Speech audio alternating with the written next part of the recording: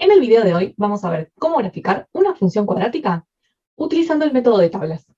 Pero si vos querés saber cómo graficar una función cuadrática sin hacer tablas, vas a poder encontrar en el canal otros 3 videos. ¿Y por qué 3? Porque recordemos que la función cuadrática puede estar expresada la fórmula de 3 formas distintas: polinómica, canónica y factorizada. Así que para cada una hay su respectivo video. Comencemos. Bienvenido, bienvenida. Este es otro video de Perdidos en Matemática. Comencemos a ver cómo sería este método. Pero para ello, primero necesitamos una función que queramos graficar. Y en este caso vamos a estar graficando la función identidad. Ya tenemos nuestra función, así que recordemos un poquito en qué consistía este método de por tablas. Básicamente en construir una tabla. ¿Y cómo vamos a construir esta tabla? Vamos a tener 2 columnas.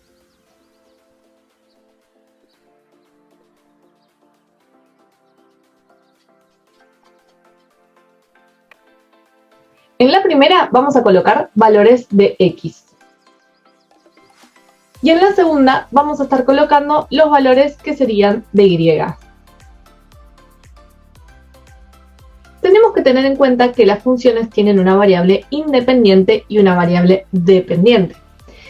¿Y por qué una es independiente y la otra dependiente? Porque la independiente va a poder tomar cualquier valor y la dependiente va a depender de la otra. Es decir, que voy a determinar su valor a partir del valor que tenía la independiente. Entonces, en este caso, nuestra variable independiente está representada por la X. Así que, ¿quién va a decidir qué valores va a tomar la X? Vos. Bueno, en este caso, como el video lo estoy haciendo yo, lo voy a decidir yo. Recordemos que es importante tener en cuenta que para graficar cualquier parábola, como mínimo se necesitarían 5 puntos.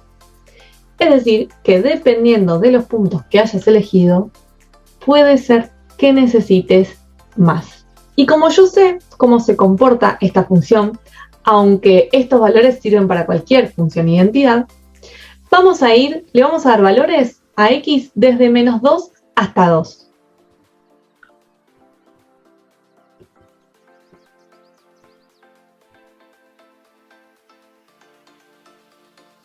Es importante poner los valores de X en orden. A ver, no es obligatorio, pero para mí es importante porque nos da una organización y sabemos desde dónde hasta dónde va a llegar el eje X. Así que sí te recomiendo a priori que los pongas en orden. Después, si tenés que ir agregando otros valores, no vas a borrar lo que ya escribiste. Así que probablemente si necesitas más valores te va a quedar desordenada. Ahora sí, vamos a calcular los valores de Y.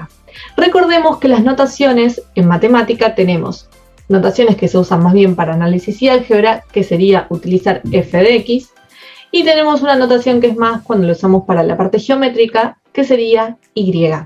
Es decir que y y f de x están básicamente representando lo mismo. Así que en este caso, para calcular los valores de y, sabemos que es igual al valor de x al cuadrado. Entonces, en el primer caso, cuando x vale -2, y, ¿cuánto vale? -2 al cuadrado es -2 por -2. Es decir, que es 4. Ahora, ¿tenemos que escribir todo el cálculo que hacemos? No, en la tabla lo único que se pretende es que escribas los resultados. Pero bueno, como este es un video de explicación desde cero, más vale que sobren pasos y no que falten. Pero para los siguientes nos vamos a reescribir el cálculo. Así que continuemos. En la segunda fila nos dice que x vale -1. Así que, ¿cuánto va a valer y? 1. En el siguiente nos dice que x vale 0. Así que 0 al cuadrado, 0. En el siguiente nos dice que y vale 1. 1 al cuadrado. Y finalmente nos dice que x vale 2. Así que 2 al cuadrado, 4. Buenísimo, tenemos nuestra tabla completa, pero ¿qué encontramos? Lo que encontramos son puntos que pertenecen a la parábola. Recordemos que no vamos a poder encontrar todos los puntos que pertenecen a la parábola porque serían infinitos y no nos alcanzaría la vida para poder encontrarlos todos. Pero estos más o menos nos van a estar dando un indicio de cómo sería el gráfico. Es decir, que yo cuento con el punto menos 2, 4, con el punto menos 1, 1, con el punto 0, 0, con el punto 1, 1 y el último punto que encontramos es el 2, 4. ¿Qué es lo que tenemos que hacer ahora? La representación gráfica. Y para ello vamos a necesitar hacer primero nuestros ejes, que es importante hacerlos con regla. Recordemos que el eje Y y el eje X son perpendiculares. Ahí tenemos uno. El eje Y lo tenemos que etiquetar, es importante etiquetarlo. Otra cosa que es interesante tener en cuenta, utilicemos la raya del cuadriculado. Para algo está ahí. No pongamos la raya en cualquier lado, por favor. Una vez que tenemos nuestros ejes dibujados, lo próximo que tenemos que hacer es darle escala a los ejes. Y es importante indicar la escala, porque recordemos que la persona que va a ver nuestro gráfico no es adivina y no va a saber qué escala utilizamos. Entonces la tenemos que especificar. ¿Pero cómo? Lo que tenemos que hacer es sencillamente colocar un número. Y esa persona va a entender que esa va a ser la escala que se va a repetir a lo largo, se va a respetar a lo largo de todo el eje. Entonces no necesito poner todos los números en el eje. Con que ponga uno es suficiente. Pero a veces yo recomiendo que pongan más de uno porque se nos va olvidando la escala a medida que vamos avanzando. Yo en este caso voy a usar 2 cuadraditos, una unidad. Entonces, yo para mi eje X me voy a encontrar con esto. Observa que no puse todos los números, sino que puse algunos, pero ni siquiera es necesario poner algunos. Con que pongas uno, como ya dije, es suficiente. Ahora vamos a hacer la escala del eje Y. La escala del eje Y y el eje X no necesariamente tiene que ser la misma. Yo podría usar 2 cuadraditos, una unidad para el eje X y podría utilizar un cuadradito, una unidad para el eje Y. Recordemos que sí es importante que todo el eje X tenga la misma escala y todo el eje Y tenga su misma escala. Pero el eje X y el eje Y pueden tener escalas distintas. En mi caso, a mí, por el TOC, me gusta que, si se puede, tengan los dos la misma escala. Pero bueno, en este caso se puede, va a haber en casos en que no se va a poder. ¿Por qué? Porque X va a tomar valores pequeños e Y muy grandes o viceversa. Y en ese caso vamos a tener que estar decidiendo. Otra duda que puede llegar a surgir si los ejes tienen que estar puestos de forma simétrica. Es decir, que si llega hasta el 4 en Y, ¿tienen que llegar hasta el menos 4 en Y? No, no necesariamente. Eso va a depender del gráfico de tu función. Obviamente que si más o menos sabes con anticipación cómo se va a comportar, ahí vos vas a poder ir decidiendo si tiene sentido o no. Si no tenés idea, lo vas a ir decidiendo en el camino. Por ejemplo, en este caso, yo al ordenar los valores de forma creciente en X, puedo observar que el eje X tiene que ir de menos 2 hasta 2. Es decir, ¿es necesario poner menos 3, menos 4, menos 5? No. ¿Es necesario poner 3, 4, 5? No. Si los pongo está mal, no. Pero sí estaría como difícil realizar el gráfico si lo haces que vaya de menos 1 a 1, porque ¿dónde vas a colocar los valores para X igual menos 2? Lo mismo nos va a pasar para el eje Y. En este caso va a ser 4, 1, 0 y después vuelve a subir porque como es una parábola sabemos que tiene forma de U. Entonces, ¿es necesario poner los negativos? Realmente no es necesario para este gráfico. Pero bueno, yo en este caso los puse. ¿Estaría mal? No, no estaría mal. Así que, aclarada todas las posibles dudas que pueden llegar a surgir respecto de cómo hacer los ejes de coordenadas, que si tenés más, las podés dejar en los comentarios y en la medida de lo posible seguirán contestando lo más rápidamente posible, vamos a comenzar a graficar. Entonces, comencemos marcando el punto menos 2, 4. Y lo tenemos ahí, para menos 2, 4. sí, los puntos, dependiendo de cómo lo viste o qué te indican, lo puedes marcar con un circulito, con una crucecita, con un cuadradito, con un triangulito, lo que más cómodo te resulte. A mí me suele resultar bastante cómodo estar haciéndolo con puntitos, así que lo vamos a estar haciendo con puntitos. El siguiente punto que me pide que grafiquemos es el -1, 1. ¿Sí? Si no tenés mucha experiencia, recordemos que podemos utilizar la guía de hacer la rayita, o inclusive la otra opción es usar la regla, ¿sí? Esto, más que para los que no tienen experiencia, a mí me ha pasado mucho con alumnos que no ven bien, porque no usan anteojos o se lo olvidan.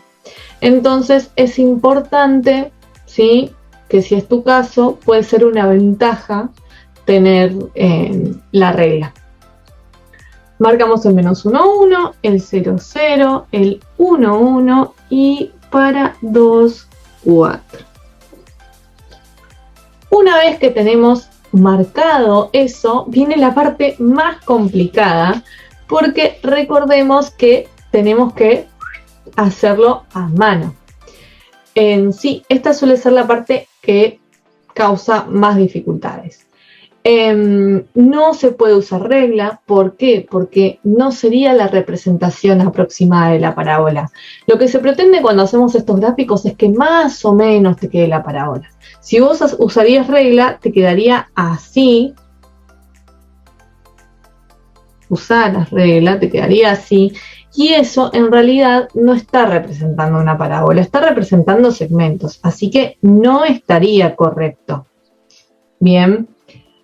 No va a quedar otra que arriesgarte e intentarlo. Lo que yo recomiendo es que los ejes los hagas con lapicera, una vez que estés seguro, segura de que esa va a ser la regulación correcta, y la parte del gráfico lo hagas con lápiz, cosa que si te confundís vas borrando y no se te borrará todo. Es un consejo, pero cada uno puede hacer lo que más le guste. Así que ahora lo vamos a ir haciendo a manito alzada. Me va a quedar así. Primero yo hice una rama y ahora voy a intentar hacer la que sigue. Que a mí tampoco me resulta muy fácil, pero bueno. Sí, veo que no me quedó mucho, muy bien, no me convence, borro lo que hice. Sí, digo, ay no, este no me gustó, me quedó medio chuequita. Entonces voy a volver a graficar para que me quede un poco mejor. Algo que es importante que va a observar tu profe sobre tu gráfico es si el gráfico se ve como una U y no una B corta. Eso sí es algo que se mira bastante, y que sea simétrico, ¿sí? Entonces va a mirar que no termine en pico, sino que termine en pancita, si lo queremos pensar así. Y la otra cosita que va a estar observando es que sea simétrico, es decir, que si de acá hasta acá hay una unidad, de acá hasta acá hay una unidad. ¿Por qué? Porque esa es una propiedad de la parábola. Así que esto que yo te acabo de decir te puede servir un poquito de referencia, ¿sí?, para que lo tengas en cuenta a la hora de hacer tu gráfico. Si ves que no te está quedando muy simétrico, y volvé a graficar.